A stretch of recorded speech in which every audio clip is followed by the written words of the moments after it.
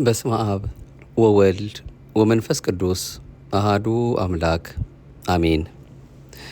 በመጽሐፍ ቅዱስ ስለዚያች ቀን ወይም ስለዚያች ሰዓት ግን የሰማይ መላእክትም ቢሆኑ ወልድም ቢሆን ከአብ በቀር የሚያውቅ የለም ይለናል። አብና ወልድ በእውቀት አንድ አይደሉም ብለው ለክደታቸው ገጸ ንባቡን መግቢያ አድርገው የሚጠቀሙ አሉ።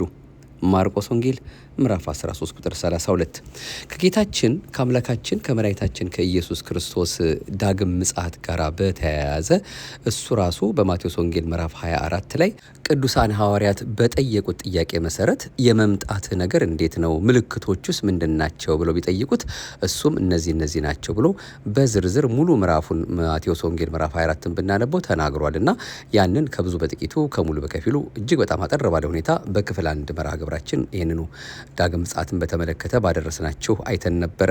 ይሄው እጅግ በጣም ሰፊ ትምህርት የሚሰጥበት የዳግም ምጽአት ሳምንት ነውና ለዚህ ሳምንት ብቻ አይደለም ለሁልጊዜውም እንዲያገለግለን እንዲጠቅመን እኛ ራሳችን ካወቅን በኋላ ለሌላውም ለማሳወቅ ለመናገር ለመመስከር ያስችለን ዘንድ የቅድስት ኦርቶዶክሳዊት ተዋሕዶ ቤተክርስቲያናችን አስተምህሮ ምን እንደሚመስል ዛሬም እንዲሁ አጠር ባለ መልኩ የምናይበት መርሃ ግብራችን ነው። በሁለተኛ ክፍል ይዘን የተመለስ ነው። በተለይም በጥያቄና መልስ የቀረበ ወይም ደግሞ ከአብ በቀር የሚያውቅ የለም ወልድም ቢሆን የሚላለና በእርግጥ የባህሪ አባቱ አብ ብቻ ነው የሚያውቃት ወልድ ልጁ አያውቀውም ማለት ነው የሚለውን በምን አንጻር እንዲህ እንደተነገረና ቅድስት ቤተክርስቲያናችን በዚህ በትርጓሜ ይህንኑ በምን መልኩ እንደምታስተምረን የምንመለከትበትን መርሃ ግብር አክለን ነው ወደ እናንተ ይዘን የተመለስ ነው።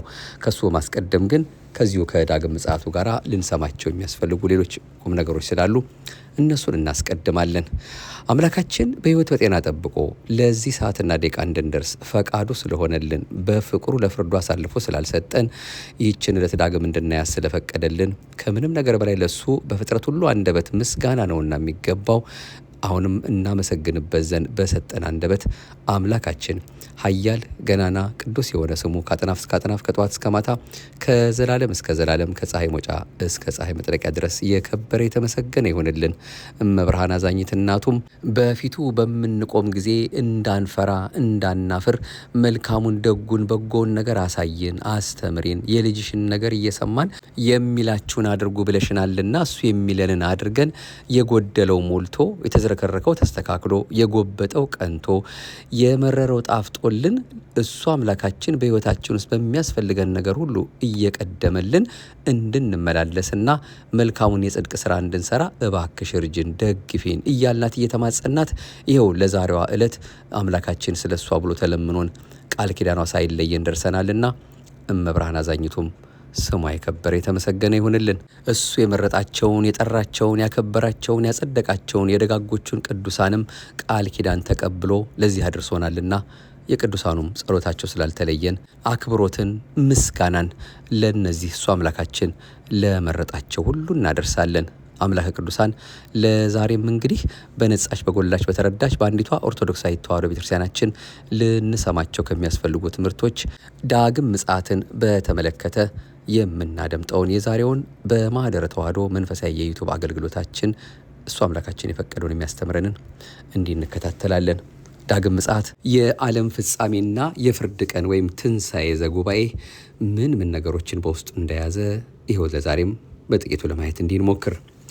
በዚያም ቀን ሰማያት በታላቅ ድምፅ ያልፋሉ፣ የሰማይ ፍጥረት በትልቅ ትኩሳት ይቀልጣል፣ ምድርም በእርሷም ላይ የተደረገ ሁሉ ይቃጠላል ይላል ሁለተኛ ጴጥሮስ ምዕራፍ 3 ቁጥር 10። የሞትክ ተነሳ ንቃ መዋቲ የሚል አዋጅ በመላእክት አለቃ በቅዱስ ሚካኤል አማካኝነት ይታወጃል። 3 ረቂቃን ነጋሪቶች ይጎሰማሉ። ይህም የጌታ ትእዛዝ ነው።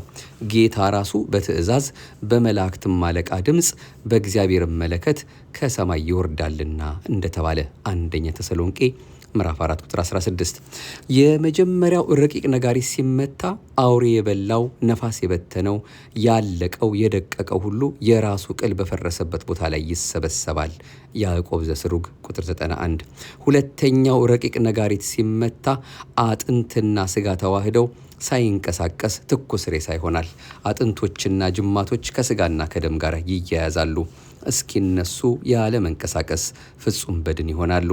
ሶስተኛው ረቂቅ ነጋሪት ሲመታ በቃዋሚ አካል በምትናገር አንደበት ከራስ ጠጉራቸው እስከ እግር ጥፍራቸው ከቁጥር ሳይጎሉ ከሰውነታቸው ሳይከፈሉ ወንድ በአቅመ አዳም የ30 ዓመት ጎልማሳ፣ ሴት በአቅመ ሔዋን የ15 ዓመት ቆንጆ ሆነው በ40 ቀን በእናቱ ማኅፀን ደም ሆኖ የወረደ ጽንስ ሳይቀር በጎም ይሁን ክፉ ስራቸውን ይዘው ይነሳሉ።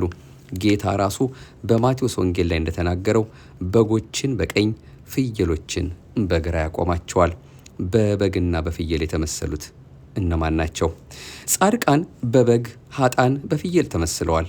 ይህም የበጎች ተፈጥሯዊ ባህሪ ለጻድቃን፣ የፍየሎች ተፈጥሯዊ ባህሪ ለኃጥአን ተመስሎ ነው። ምክንያቱ ደግሞ እንዲህ ነው። አንደኛ በጎች ደጋ እንጂ ቆላ አይስማማቸውም። ጻድቃንም በመከራ ስጋ እንጂ በተላ ደስታ ለመኖር ሲሉ ሃይማኖታቸውን ክደው ሰብዕናቸውን አጉድፈው በምግባረ ብልሹነት አይገኙም። ፍየሎች በቆላ እንጂ በደጋ አይኖሩም። ኃጥአንም በተላ ደስታ ለመኖር ሲሉ ሃይማኖታቸውን ለኃላፊ ነገር ይለውጣሉ። ሁለተኛ በጎች እረኛቸው ባሰማራቸው ስፍራ ጸንተው ይኖራሉ። ጻድቃንም እረኛቸው ኢየሱስ ክርስቶስ ባሰማራቸው በአንዲት ሃይማኖት ጸንተው ይኖራሉ። ፍየሎች እረኛቸው ባሰማራቸው ስፍራ ጸንተው አይቆዩም። እንዲሁ ሲባዝኑ እረኛቸውንም ያደክማሉ ወይም የአውሬ ሲሳይ ይሆናሉ። ኃጥአንም በሃይማኖታቸው አይጸኑም። እምነት መሰል በሆነ ሁሉ ጥልቅ እያሉ ዘመናቸውን ያባክናሉ፣ በአንድ አይረጉም። ሶስተኛ በጎች ጥቂት ሳር ካገኙ ተፋቅረው በአንድነት ያንን ይነጫሉ። ጻድቃንም ያገኟትን ከሌሎች ጋር ሆነው ተፋቅረው በአንድነት ይመገባሉ። ምቀኝነትና ስስት የለባቸውም። ፍየሎች ግን የሚመገቡት ሳር ቅጠል ሞልቶ ለሁላቸውም ሲበቃ ከስስታቸው የተነሳ አንዱ ሌላውን ሲወጋ ከሌላው ጋር ሲጣላ ይታያሉ።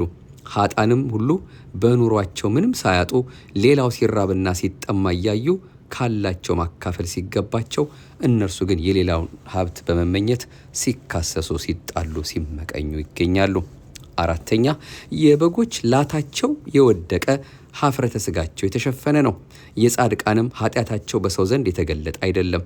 በኃጢአት ተሰናክለው ቢወድቁም ሌላ ሰው ሳይሰናከልባቸው የንስሐን ምርኩዝ ተመርኩዘው በፍጥነት ይነሳሉ። የፍየሎች ላታቸው የተሰቀለ ኀፍረታቸው የተጋለጠ ነው።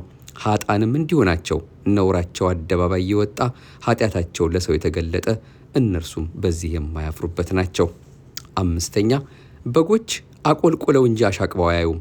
ጻድቃንም ሁልጊዜ በትሕትና ሕይወታቸውን ይመራሉ። ኃያላን ሲሆኑ ደካሞች፣ ባለጸጋ ሲሆኑ ነዳያን፣ ጠቢባን ሲሆኑ አላዋቂ መስለው ይታያሉ። እዩን እዩን አይሉም። ሁሉን ነገር ለእግዚአብሔር ሰጥተው ነው የሚናገሩት፣ እቡያን አይደሉም። ፍየሎች ግን አሻቅበው ነው የሚያዩት። ሁልጊዜ አንገታቸውን እንዳሰገጉ ነው። ኃጥአንም ሁልጊዜ እዩኝ ያበዛሉ። ደካማ ሆኖ ሳለ ኃያላን መስለው መታየት ይሻሉ። ሀብት የእግዚአብሔር ሆኖ ሳለ እነርሱ ግን ባገኙት ሀብት ይመካሉ፣ ይኮራሉ፣ ሌላውን ይንቃሉ። ትሕትና በእነርሱ ዘንድ የበታችነት ምልክት ነው። ስድስተኛው ከበጎች መካከል አንዲቱ በአውሬ ከተነጠቀች የተቀሩት ሁሉ በርግገው ከበረታቸው ወጥተው ይሄዳሉ። በዚያውም እንደወጡ ይቀራሉ። ፊታቸውን ወደዚያ ስፍራ አይመልሱም። ጻድቃንም ሞት ከእነርሱ መካከል አንዱን ድንገት ነጥቆ በወሰደው ጊዜ ነገም የእነርሱ ተራ እንደሚሆን ተረድተው ከኃጢአት በረሃ በንስሐ ይወጣሉ። ዳግመኛም ወደ ቀደመ ግብራቸው አይመለሱም። ፍየሎች ግን ከመካከላቸው አውሬ አንዷን ሲወስድ ለጊዜው ደንብረው ከጋጣቸው ውስጥ ይወጣሉ። የኋላ ኋላ ግን እዚያው ተመልሰው ይገኛሉ። ኃጥአንም ከመካከላቸው አንዱ ባልንጀራቸው ድንገት ሲሞት ለጊዜው ይደነግጣሉ። በሐሳባቸውም ከኃጢአት በረት ለመውጣት ይወስናሉ። ዳሩ ግን ጥቂት ቆይተው ይዘነጉታል፣ ወደ ቀደመ ግብራቸው ይመለሳሉ። እንግዲህ የበግና የፍየል በጻድቃንና በኃጥአን መመሰሉ በዚህ ሁኔታ ትምህርት የምናገኝበት ነው። የግራና የቀኝ ምሳሌም ደግሞ አለ። ጻድቃን በቀኝ የሚቆሙት ምሳሌያቸው ስለሆነ ነው። ቀኝ ቀና ነው። ጻድቃንም ሃይማኖት ምግባር ለመስራት ቀና ናቸው። ቀኝ ፈጣን ነው። ጻድቃንም ሃይማኖት ምግባር ለመስራት ፈጣን ናቸው። ቀኝ ብርቱ ነው። ጻድቃንም ሃይማኖት ምግባር ለመስራት ብርቱ ናቸው። ኃጥአን በግራ የሚቆሙት ምሳሌያቸው ስለሆነ ነው። ግራ ጠማማ ነው። ኃጥአንም ሃይማኖት ምግባር ለመስራት የተጣመሙ ናቸው፣ ምክንያት ያበዛሉ። ግራ ዳተኛ ነው። ኃጥአንም ሃይማኖታዊ ምግባር ለመስራት ዳተኞች ናቸው። ግራ ሰነፍ ነው። ቢጨብጥ አያጠብቅም፣ ቢሰራ አያረካም፣ ጠንከር ያለ ስራ መስራት አይችልም። ኃጥአንም በሃይማኖት በምግባር በኩል ሰነፎች ናቸው።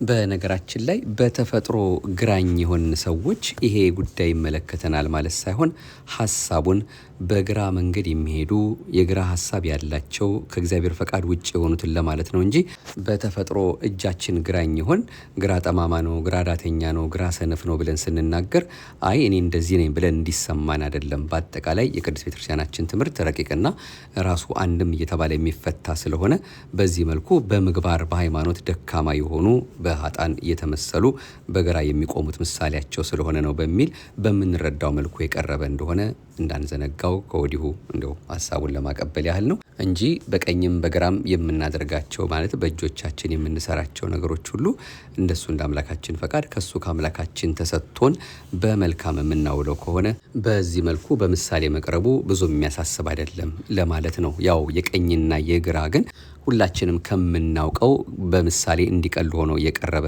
እንደሆነ እንዳንረሳው እንዳንዘነጋው እንደው ባጭሩ ለመጠቆም ያህል ነውና በዚህ መልኩ እንድናየው እንዲሁ ከወዲሁ ሐሳቡን ለማካፈል ያህል ነው። ወደ ቀጣዩ መርሃ ግብራችን ስንሄድ ከአብ በቀር የሚያውቅ የለም ይለናል የዳግም ምጽአት ወይም የደብረ ዘይት ምንባባችን። በመጽሐፍ ቅዱስ ስለዚያች ቀን ማለትም ጌታችን ዳግም ስለሚመጣባት ቀን ስለዚያችም ሰዓት የሰማይ መላእክትም ቢሆኑ ወልድም ቢሆን ከአብ በቀር የሚያውቅ የለም ይለናል ማርቆስ ወንጌል ምዕራፍ 13 ቁጥር 32። የማቴዎስ ወንጌል ምዕራፍ 24 ላይም ይሄንኑ ሲናገር በተለይ ከቁጥር 35 ጀምሮ ብናነበው ሰማይና ምድር ያልፋሉ ቃሌ ግን አያልፍም፣ ስለዚያች ቀንና ስለዚያች ሰዓት ግን ከአባት ብቻ በቀር የሰማይ መላእክትም ቢሆኑ ልጅም ቢሆን የሚያውቅ የለም ብሎ ነው የሚያስቀምጥልን። ታዲያ እንደዚህ መባሉ በእርግጥም ከባህሪ አባቱ ከአብ ከባህሪ ሕይወቱ ከመንፈስ ቅዱስ ጋር ትክክል እኩል የሆነ በመለኮት በአገዛዝ በስልጣን በመፍጠር በህልውናና ይህን በመሳሰሉት ሁሉ አንድ አምላክ ብለን በማመን ብለን የምናምነውን የቅድስ ሥላሴን ምስጢር የሚያፋለስ መሆኑ ነው። ይሄ ልጁ አያውቅም የተባለው ጌታችን ኢየሱስ ክርስቶስ አያውቅም የተባለው ይህንን ቤተክርስቲያናችን ግልጽ አድርጋ የምታስተምረውን ትምህርት ነው። በተለይ ደጋጎች አባቶቻችን አመስጥረው የነገሩንን እንዲህ ለማየት የምንሞክረው አብና ወልድ በእውቀት አንድ አይደሉም ብለው ለክደታቸው አንዳንዶች ገጸ ንባቡን መግቢያ አድርገው የሚጠቀሙ አሉ። መጽሐፍ ቅዱስን በምልአት የምንረዳው ከሆነ ከእንዲህ አይነቱ ስህተት ልንድን እንችላለን። በዚህ ጥቅስ ከመሰነካከላችን በፊት ቢያንስ እኔን ያየ አብን አየ፣ እኔና አብ አንድ ነን የሚለውን ጥቅስ ማስታወስ ህሊናችንን ይህ ቃልማ ትርጉም አለው እንጂ በደረቅ ንባቡ ሊወሰድ አይገባውም።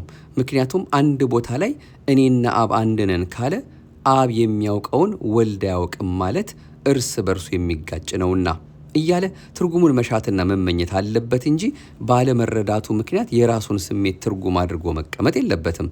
እንግዲያውስ ወልድ ያን ቀን አያውቃትም ሲል ምን ማለቱ ነው? በመጀመሪያ ወልድ የዓለማት ሁሉ ፈጣሪ አምላክ መሆኑ በመጽሐፍ ቅዱስ በተደጋጋሚ ተገልጿል። የዮሐንስ ወንጌል ምዕራፍ 1 ቁጥር 3 ላይ ሁሉ በእርሱ ሆነ ከሆነውም እንኳ አንድስ ያለ እርሱ የሆነ የለም በማለት የሁሉ ፈጣሪ መሆኑን በግልጽ ቅዱስ ዮሐንስ ወንጌል ላይ ጽፎልናል። እንግዲህ ወልድ የሁሉ ነገር ፈጣሪ ከሆነ ጊዜን የሚፈጠረው እርሱ ነው ማለት ነው። ወልድ የፈጠራትን ጊዜን አያውቅም ማለት ፈጽሞ የሚያስኬድ ነገር አይደለም። ሌላው ቀርቶ አንድ አናጢ እንጨትን ተጠቅሞ የሚሰራውን ስራ አያውቅም ማለት ምን ያህል ሞኝነት እንደሚሆን የታወቀ ነው። ወንበር ሰሪን የሰራውን ወንበር አታውቅም ብንለው ይህ የእኛን ግራ የመጋባት ደረጃ ቢያሳይ እንጂ የሰሪውን አለማወቅ ሊገልጽ በምንም መንገድ አይችልም። ስለዚህ የወልድን ፈጣሪነት ማመን በራሱ ቀኗን እንደሚያውቅ ማመናችንን ያስረዳል። አርዮሳውያን ይህን ጥያቄ የሚጠይቁት ፈጣሪነቱን በመካድ ከቅዱሳት መጻሕፍት መንፈስ ፈጽሞ ስለራቁ ነው። መጽሐፍ ቅዱስ ስለ ወልድ ሲናገር ወልድ ማን እንደሆነ ከአብ በቀር የሚያውቅ የለም፣ አብም ማን እንደሆነ ከወልድ በቀር የሚያውቅ የለም፣ ወልድ ግን ለወደደው ይገልጥለታል በማለት እንኳን ስለ ዳግም ምጽአት ዕለት አለማወቅ ቀርቶ አብን ከወልድ በቀር ማወቅ አይቻልም እያለ ከፍ ያለውን ነገር ይነግረናል። ሉቃስ ምዕራፍ 10 ቁጥር 22 ያችን ቀን ያውቃል የተባለው አብን ራሱን ማወቅ ይበልጣል ወይንስ ያችን ቀን ማወቅ ይበልጣል?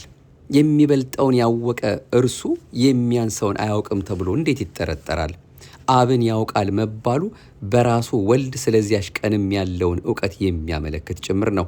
ክርስቶስ አይደለም ብሎ ኢየሱስን ከሚክድ በቀር ውሸተኛ ማን ነው? አብንና ወልድን የሚክድ ይህ የክርስቶስ ተቃዋሚ ነው። ወልድን የሚክድ ሁሉ አብ እንኳ የለውም፣ በወልድ የሚታመን አብ ደግሞ አለው ይለናል አንደኛ ዮሐንስ ምዕራፍ 2 ቁጥር 22። ወልድን የሚክድ ሁሉ አብን የሚክድ መሆኑን ሲነግረን ነው። ይህ የሚያመለክተው ወልድን ከአብ አሳንሰን ማመን እንደሌለብን ነው።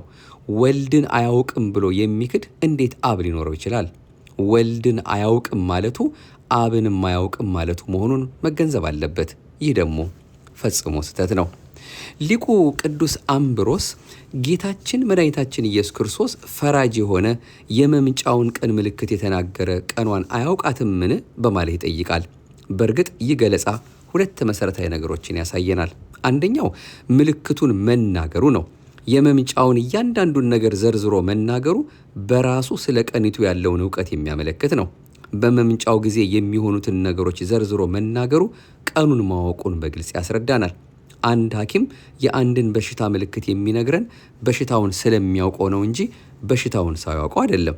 ልክ እንደዚህ እያንዳንዱን የምጽአት ምልክት አምላካችን የሚነግረን እርሱ የመምጫውን ቀን በሚገባ ስለሚያውቃት ነው። ሁለተኛው መሠረታዊ ነገር ፈራጅነቱ ነው። ይህ ደግሞ የሚያመላክተን ያለምንም ጥርጥር ቀኒቱን ማወቁን ነው። ምክንያቱም ፈራጁ ሊፈርድ ያለበትን ቀን አያውቅም ማለት ፈራጁን ፈራጅ አይደለህም ብሎ እንደማመን ነው። ለፍርድ የሚመጣው እርሱ ራሱ ፈራጁ ነውና ከእርሱ የሚበልጥ ሌላ አካል ኖሮ በዚህ ቀን ፍረድ ብሎ የሚወስንለት ፈጽሞ አይደለም። ይኸውም ሊቅ እንደ ሶስተኛ የሚያነሳው ተጨማሪ ነጥብ ኢየሱስ ክርስቶስ የሰንበት ጌታ ተብሎ ተገልጿል። ማቴዎስ 12። እንግዲያው የሰንበት ጌታ የሆነ እርሱ ስለሚገለጥባት ሰንበት እንዴት አያውቅም ተብሎ ይጠረጠራል? ጌታችን ለፍርድ የሚመጣው በሰንበት መሆኑ በብዙ ሊቃውንት የተገለጠ ስለሆነ የማያውቃት ሰንበት ኖራ የሚመጣ አይደለምና አያውቅም የሚለው ቃል ቀኒቱን አለማወቁን በምንም መንገድ አያስረዳም። ሊቁ አውግስጢኖስ ደግሞ አያውቅም የተባለው ወልድ ኢየሱስ ክርስቶስ ማለት ነው፣ ወይም ደግሞ ልጅ አያውቅም ተብሎ የተቀመጠው ማለት ነው። አያውቅም የተባለው ቀኒቱን ስለማይገልጣት ነው እንጂ ስለማያውቃት አይደለም ይላል። አለመግለጥን ወይም ለእኛ አለመንገርን አለማወቅ አለው እንጂ የእውቀት ውሱንነት አለበት ለማለት ፈጽሞ አይደለም። አለመግለጡን በምሳሌ ሲያስረዳ አንደኛ አንድ አስተማሪ በፈተና ጊዜ ያወጣውን ጥያቄ መልስ ቢጠይቁት ይደብቀዋል እንጂ አይናገረውም። ከዚህ በተጨማሪ አንድ የንስሐ አባት የንስሐ ልጁ የነገረውን ኑዛዜ ለማንም አይናገርም። ጌታችንም ቀኒቱን ገልጾ አለመናገሩን አለማወቅ አለው እንጂ ቀኒቱን አያውቅም ለማለት አይደለም። ከዚህ በተጨማሪ ይህ ሊቅ እንዲህ ይላል። ሊቁ አውግስጢኖስ ወልድ የማያውቀውን አብ ምንም ነገር አያውቅም፣ ምክንያቱም ወልድ የአብ እውቀቱ ቃሉና ጥበቡ ነውና በማለት ሌላ ተጨማሪ ማብራሪያ ያመጣል። በእርግጥ ታላቁ ሊቅ ቅዱስ ጎርጎርዮስ ዘእንዚናዙም የእግዚአብሔር ጥበብ የተባለውና ዓለምን በሙሉ የፈጠረ በዓለም ያለውን በሙሉ የሚፈጽምና በአዲስ ተፈጥሮ የሚፈጥር እንዴት አያውቅም ይባላል በማለት ወልድ የአብ ጥበቡ በመሆኑ ምክንያት እንኳ አያውቅም ተብሎ ሊጠረጠር እንደማይገባ ይገልጻል። እንግዲህ ወልድ የአብ ጥበቡ ከሆነ ቀኒቱን አያውቅም እንዴት ሊባል ይችላል? አውግስጢኖስ የላይኛው ላይ የሚጨምረው ወልድ አያውቅም የተባለው ቀኒቱን መናገሩ ለእኛ ስለማይጠቅመን አይነግረንም ማለት ነው በማለት ተጨማሪ ምስጢር ይነግረናል። መልካም መምህር ለተማሪዎቹ የማይጠቅማቸውን ነገር እንደማይነግራቸው እንዲሁ ወልድም ለእኛ የማይጠቅመንን ነገር የማይነግረን መልካም መምህር መሆኑን ለማስረዳት እንደዛ ተብሎ ተገለጸልን።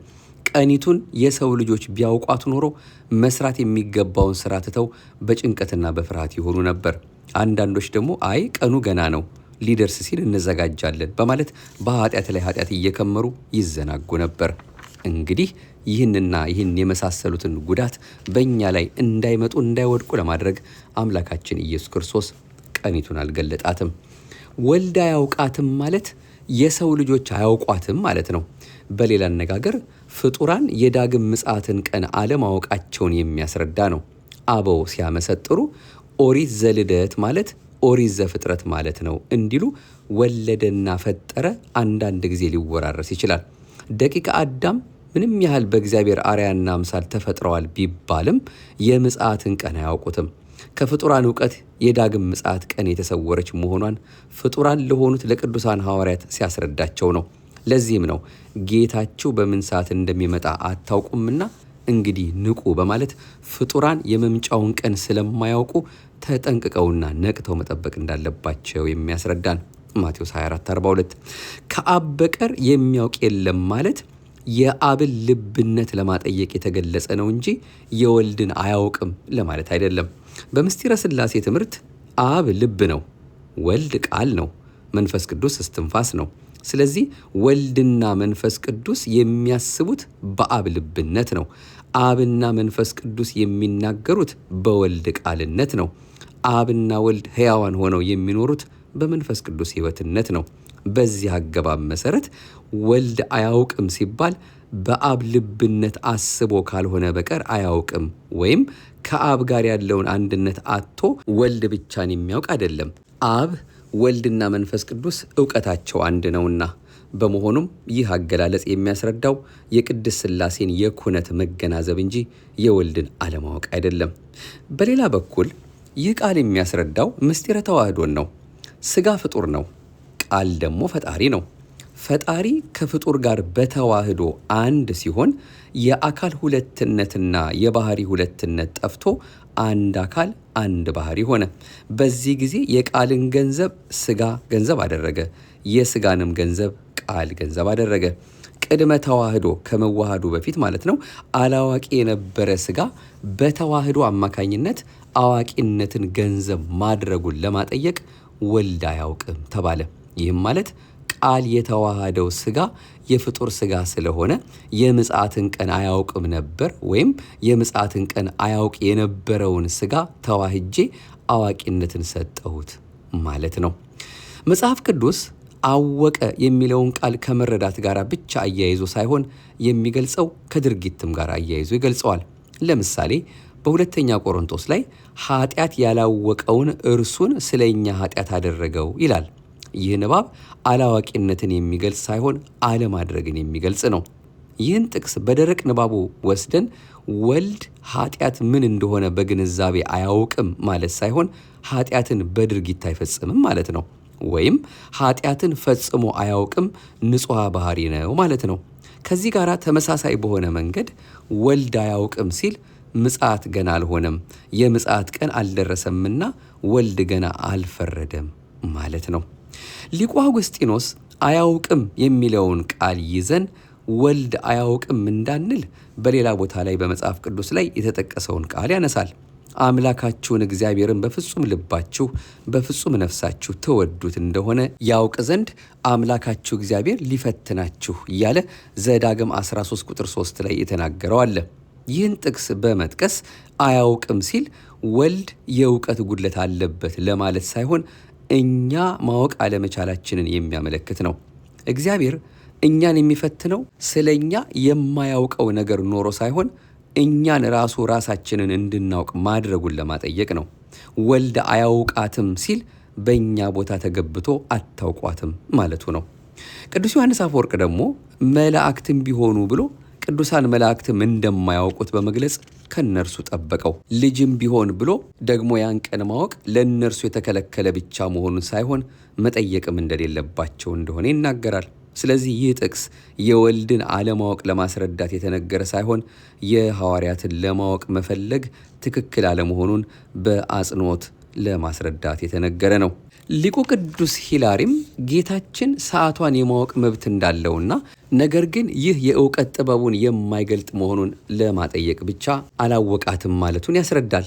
መጽሐፍ ቅዱስ የተሰወረ የጥበብና የእውቀት መዝገብ ሁሉ በእርሱ ዘንድ አለ በማለት የተሰወሩ እውቀቶች ባለቤት እንደሆነ ይገልጽልናል። ቆላስይስ ምዕራፍ 2 ቁጥር 3።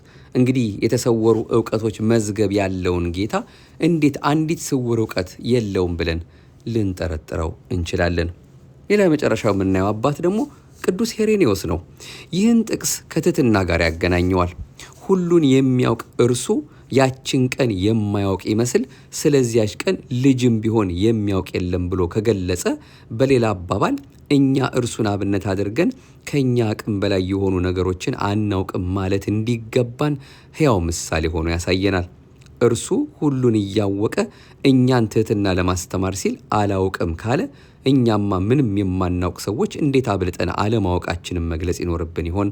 ለምሳሌ አብ ወልድን እንዴት ወለደው ተብሎ ቢጠየቅ ይህን ለማብራራት የምንነሳሳ እኔ ማን ነኝ በማለት የምስጢሩን ታላቅነት በማድነቅ ውስጥ ሆነን ከቅዱሳን ሊቃውንት መጽሐፍ በትሕትና ምስጢሩን በጥቂቱ መናገር አለብን። እንግዲህ ጌታችንና አምላካችን በድርጊቶቹ በሙሉ ለእኛ ሕያው ምሳሌ በመሆን የድኅነትን መንገድ አስተምሮናል። ወልድም ቢሆን የሚያውቅ የለም ሲባል ስንሰማ እንዴት ሁሉን የሚያውቅ እርሱ አላወቀም ብለን በማድነቅ የእኛን አውቃለሁ እያሉ መገበዝን በማሰብ ማልቀስ ይገባናል። እንግዲህ ቅድስት ቤተክርስቲያናችን አሁን በተከታተልነው መልኩ ማለት ነው በመጽሐፍ ቅዱስ ገለጥ አድርገን የማቴዎስ ወንጌል ምዕራፍ 24ን ቀደም በገለጽነው በማርቆስ ወንጌል ላይ ያለውን ተመሳሳይ ነገር ስናነብ ስለዚያች ቀንና ስለዚያች ሰዓት ማለትም ጌታችን በደብረ ዘይት ለደጋጎቹ ሐዋርያት የነገራቸውን የመምጣቱን ነገር ባብራራላቸው ጊዜ ማለት ነው ስለዚያች ቀንና ስለዚያች ሰዓት ግን ከአባት ብቻ በቀር የሰማይ መላእክትም ቢሆኑ ልጅም ቢሆን የሚያውቅ የለም የሚለው በዚህ ሁኔታ በትርጓሜ ትምህርት ያገኘንበት ነው ማለት ነው። ከአብ በቀር የሚያውቅ የለም ብለን የተነሳንበት ርዕሳችን። እንደውም የሚገርመው በጣም በተለያየ መልኩ ከዚሁ ከመጽሐፍ ቅዱሱ ብዙም ሳንርቅ ማለት ነው ራሱ አምላካችን መድኃኒታችን ኢየሱስ ክርስቶስ የተናገረው ከእኔ አብ ይበልጣል፣ እንዲሁም ወልድ ከራሱ ብቻ ምንም ሊያደርግ አይችልም የሚል ወልድም ሁሉን ላስገዛለት ይገዛል የሚሉ ማብራሪያ የሚያስፈልጋቸው ትርጓሜ የሚያስፈልጋቸው ትምህርቶች አሉ። እነዚህን ሁሉ መድኃኔዓለም ዕድሜውን ይስጠን መለስ ብለን ከዚህን ቀደም አይተናቸዋል። እንደው ከለስ ለማድረግ የምንሞክርበትም ራሱን የቻለ ሌላ መርሃ ግብር ይዘን እንመለሳለን። ትኩረታችን አሁን ከዳግም ምጽአቱ ጋር በተያያዘ ለተነሳው ጥያቄ ምላሽ ከመስጠት ጋር የተያያዘ ስለሆነ ነውና አምላካችን ስላስተማረን ስለመከረን አሁንም ክብር ምስጋና ይግባው። ይህንንም ደግሞ በእውነት በግሩም ሁኔታ ተጽፎ ተደጉሶ ለሁላችንም ትምህርት እንዲሆነን የሰጡንን ያገኘነው ምንጭ ማለት ነው ትምህርተ ጽድቅ ከተባለው በተአምረ ማርያምና በነገረ ክርስቶስ ዙሪያ ግንዛቤ የሚሰጥ መጽሐፍ በዲያቆን ዮሐንስ ጌታቸውና እንዲሁም አእማደ ምስጢር 1ና 2 ባለፈውም ከዚህ እንዳደረስናችሁ የከፍተኛ ትምህርት ተቋማት ወይም የግቢ ጉባኤያት ተማሪዎች መማሪያ መጽሐፍ በኢትዮጵያ ኦርቶዶክስ ተዋሕዶ ቤተክርስቲያን በሰንበት ትምህርት ቤቶች ማደራጃ መምሪያ በማህበረ ቅዱሳን ታትሞ ከነበረው በ1996 ዓ.ም ታትሞ ከነበረው አውጣተን ነው እንግዲህ ወደ እናንተ ይሄን መርሃ ግብር ያደረስነው። በእውነት መጽሐፍት በተለያየ መልኩ የሚነግሩንን ነገር በእጃችን እንኳን ባይኖሩ በዚህ መልኩ እንድንሰማቸው እንድንማራቸው ጥያቄም ሲመጣ ለመመለስ ትንሽ የመግደርደሪያ እንኳን አቅሙ እንዲኖረን ነው እነዚህን መርሃ ግብሮቻችንን እየተከታተልን ያለ ነው። ለሁሉም ግን መጽሐፍቶቹን በምንጠቁማችሁ ጊዜ ግን እግዚአብሔር በፈቀደ ወደ አገር ቤትም ስትሄዱም ይሁን ወይም ደግሞ አገር ቤትም ያላችሁም በተለያየ ሁኔታ የመርሃ ግብር የምታደምጡ ሁሉ ብትይዟቸው በብዙ መልኩ ትጠቀማላችሁ። እኛ ከጫፍ እስከ ጫፍ መጽሐፉ ላይ ያለውን ነገር ላናዳርሰው እንችላለን። በዚህ ጉዳይ ግን ትኩረት ሰጥተን ዕለቱን ወይም ጊዜውን ወቅቱን የጠበቁ ትምህርቶች ስናገኝ ግን ከውስጡ ለአንዱ መርሃ ግብራችን የበለጠ ማጠናከሪያ እንዲሆነን በማሰብ ነው እንግዲህ ወደ እናንተ እነዚህን እየተከታተልን ያለ ነው። አሁንም አምላካችን ለፍሬ ለበረከት ያደርግልን። አንዳንዴ ትምህርቶቹ መቼስ መሰረታዊ ትምህርቶች ናቸውና ቢከብዱንም እሱ ባወቀ በልባችን እንዲያፈስልን በትህትና በትዕግስት ሆነን ምስጢሩን እሱ አምላካችን በቸርነቱ እንዲገልጽልን እየተማጸነው ነው መቼስ የምንከታተለው ብለን ተስፋ እናደርጋለን። በቀጣዩ በሌላ መርሃ ግብር እንደዚሁ እንደ አምላካችን ፈቃድ እንመለሳለን። ከዳግም ምጽአት ጋር በተያያዘ እጅግ በጣም በርካታ ትምህርቶችን መስማት ያስፈልገናል። ግን ለዚህ መርሃ ግብራችን ይረዳን ዘንድ እናንተም በተለያየ መልኩ በስብከትም ይሁን በጽሁፍ አግኝታችሁ ልታዳብሩ ስለምትችሉ እነዚህን 2 መርሃ ግብሮቻችንን ለጊዜው አድርሰናቸዋል። በቀጣዩ በሌላ መርሃ ግብር እንመለሳለን።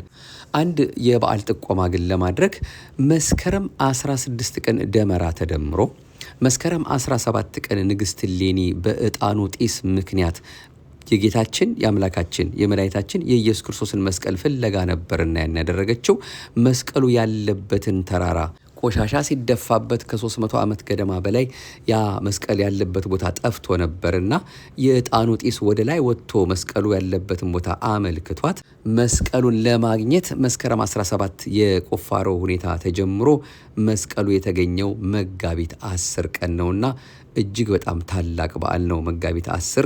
ይህንኑ በዓል እንደው ሳንረሳ ሰሞኑን እንድናከብረው እንድናስበው ለማለት ነው። ይህን መርሃ ግብር ስናደርሳችሁ መጋቢት ወር ውስጥ ስላለን ለቀኑም ስለቀረብን ይህንኑ እንድታስቡት ለማለት ነውና መጋቢት 10 ቀን የጌታችን መስቀል የተገኘበት ልዩ ተአምር የተሰራበትና አምላካችን በእውነት እኛን በመስቀሉ ሊባርከን ግማደ መስቀሉም እንዴት ወደ ኢትዮጵያ እንደመጣ ሁሉ ከዚያ በኋላ የሚነገር የሚተረክበት ሰፊ ትምህርት የሚሰጥበት ነው።